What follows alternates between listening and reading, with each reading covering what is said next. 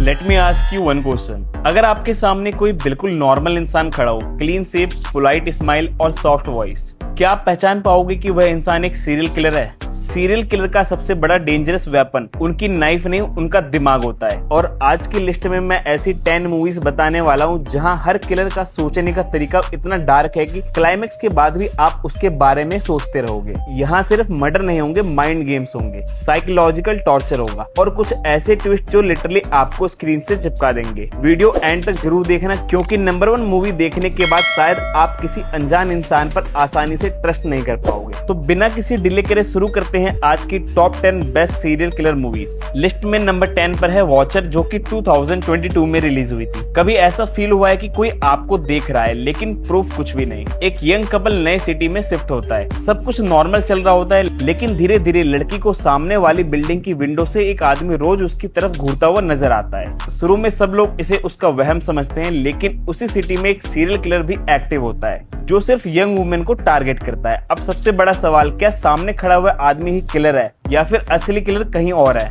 ये movie slow burn psychological thriller है जो कि बिना लाउड बैकग्राउंड म्यूजिक के सिर्फ टेंशन क्रिएट करती है, जिसको IMDb पर 6.3 की रेटिंग मिली हुई है, जो कि अवेलेबल है नेटफ्लिक्स पर एंड Amazon प्राइम पर। अब बात करते हैं लिस्ट की नंबर 9 मूवी की, जिसका नाम है मिडनाइट। इमेजिन करो तुम सुन नहीं सकते, बोल नहीं सकते और तुम्हारे पीछे एक सीरियल किलर भाग रहा है। बस इसी कॉन्सेप्ट की वजह से यह मूवी इतनी टेरिफाइंग बन जाती है। हीरोइन एक्सीडेंटली एक ब्रूटल मर्डर देख लेती है और उस मोमेंट से किलर उसके पीछे पड़ जाता है। सबसे डेंजरस बात, वह हेल्प के लिए चिल्ला भी नहीं सकती। हर सीन में सिर्फ सर्वाइवल है और जितना सिंपल कॉन्सेप्ट लगता है, एग्जीक्यूशन उतना ही ब्रिलियंट है। ये मूवी लिटरली एंजाइटी क्रिएट करती है, जिसको IMDb पर 6.5 की रेटिंग मिली हुई है, जो कि अवेलेबल है प्राइम वीडियो पर। अब बात करते हैं लिस्ट की नंबर 8 मूवी की, जिसका नाम है हॉली स्पाइडर। ये मूवी किसी फिक्शनल स्टोरी पर बेस्ड नहीं, रियल सीरियल किलर केस से इंस्पायर है। एक किलर खुद को सोसाइटी का मसीहा मानता है। उसके हिसाब से वह गुनाह नहीं करता, सफाई करता है। पुलिस भी उसे रोक नहीं पाती। तब एक फीमेल जर्नलिस्ट उसकी इन्वेस्टिगेशन शुरू करती है, लेकिन सच तक पहुंचने के लिए उसे खुद बेट बनना पड़ता है। ये सिर्फ क्राइम थ्रिलर नहीं, सोसाइटी के डार्क साइड को एक्सपोज करती है, जिसको IMDb पर 7.3 की रेटिंग मिली हुई है। लिस्ट की नंबर 7 मूवी, जिसका नाम है ट्रैप। सोचो 40,000 लोग एक कॉन्सर्ट एंजॉय कर रहे हैं और उनमें से एक सीरियल किलर है। पुलिस को एग्जैक्ट इन्फॉर्मेशन मिल चुकी है, सारे एग्जिट सील कर दिए गए, कोई बाहर नहीं जा सकता। लेकिन प्रॉब्लम ये नहीं है, प्रॉब्लम ये है कि ऑडियंस को भी नहीं पता कि किलर कौन है।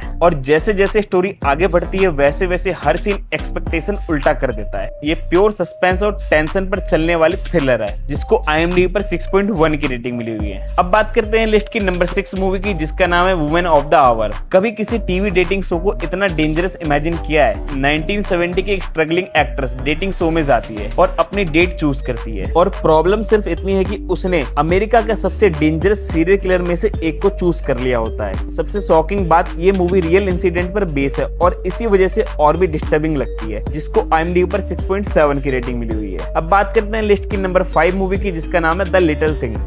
ये टिपिकल सीरियल किलर मूवी नहीं है, यहाँ सस्पेंस से ज्यादा डेंजरस चीजें होती है। दो डिटेक्टिव एक मिस्टीरियस किलर के पीछे पड़ते हैं, लेकिन इन्वेस्टिगेशन इतनी पर्सनल हो जाती है कि धीरे धीरे उनका खुद का माइंडसेट चेंज होने लगता है और क्लाइमैक्स शायद आप एक्सपेक्ट ही ना कर पाओ। स्लो बर्न लवर्स के लिए मस्ट वॉच है। अब बात करते हैं लिस्ट की नंबर 4 मूवी की, जिसका नाम है द कॉल। अगर पास्ट को फोन किया जा सके तो क्या करोगे? एक लड़की को घर में पुराना कोडलेस फोन मिलता है। फोन कनेक्ट होता है 20 साल पुरानी एक लड़की से, लेकिन धीरे धीरे उसे पता चलता है कि जिस इंसान से वह बात कर रही है वही फ्यूचर की सीरियल किलर बनने वाली है। और सबसे डेंजरस ट्विस्ट, और पास्ट में किया गया हर मर्डर प्रेजेंट की रियलिटी बदल देता है। ये मूवी टाइम ट्रेवल और सीरियल किलर कॉन्सेप्ट का ब्रिलियंट कॉम्बिनेशन है, जिसको IMDb पर 7.1 की रेटिंग मिली हुई है, जो कि अवेलेबल है नेटफ्लिक्स पर। अब बात करते हैं लिस्ट की नंबर 3 मूवी की, जिसका नाम है द किलर। ये movie traditional serial killer story नहीं, एक प्रोफेशनल असैसिन की साइकोलॉजिकल जर्नी है। एक फेल्ड मिशन और उसके बाद अपनी ही ऑर्गेनाइजेशन उसके अगेंस्ट हो जाती है। अब शुरू होता है कोल्ड ब्लडेड रिवेंज। मूवी में डायलॉग्स कम है, एटमॉस्फेयर ज्यादा बोलता है और डेविड फिंचर की डायरेक्शन इस मूवी को नेक्स्ट लेवल बना देती है, जिसको IMDb पर 7.3 की रेटिंग मिली है, जो कि अवेलेबल है नेटफ्लिक्स पर। अब बात करते हैं लिस्ट की नंबर 2 मूवी की, जिसका नाम है स्ट्रेंज डार्लिंग। ये मूवी जितनी सिंपल ट्रेलर में लगती है उतनी बिल्कुल नहीं है। स्टोरी 6 चैप्टर में डिवाइड है और मूवी इंटेंसली टाइमलाइन को सफल करती है, इसलिए जब तक क्लाइमेक्स नहीं आता आप डिसाइड ही नहीं कर पाओगे कि हंटर कौन है